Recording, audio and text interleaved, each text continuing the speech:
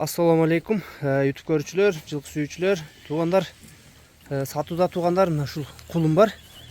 Чекчейген, азыр бир жакшы көрсөтүп беребиз туугандар, маалыматын алып беребиз туугандар.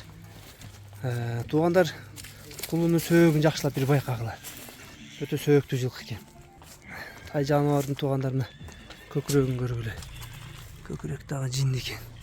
Туяктары, буттары, башында жакшылап көрсөтүп, так.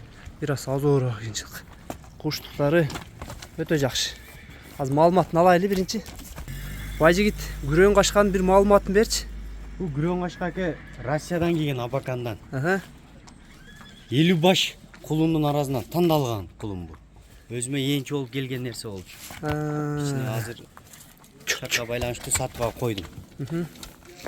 Тайдын мүчө башы 12 мүчөсү соо куда калат. Ден соолук жакшы, Ден соолугу, ичип жеши. Буттарычы? Буттары эч кандай эч жеринде. Көкүрөктөрү келишкен аке. 12 мүчө. Муундарың караң аке, мынакей келишкен. Куда калапса өзө турган жылкы да ушу. Мундуу экен жаныбар, моундай тизелерди карасыңар туугандар. Тизелери Буттары өтө. Чында оор боло турган жылкы эмес бул, куда калапса. жеңилдегин, Салган адам ам утуспайт. Аламан улактын аты болот да, бүйрүзө, мындай муундары мүчө башына салыштырганда. Болот да экен. Жаныбар. Дареги туугандар, аксыда бул ар дайым эле чыгарып жүргөн Байжигитти көпчүлүгүңөр мына таанып эле калдыңар. Жакшы тайларды, жакшы жылкылар чыгарып жүрөт. Азыр баазын да сурап берейин.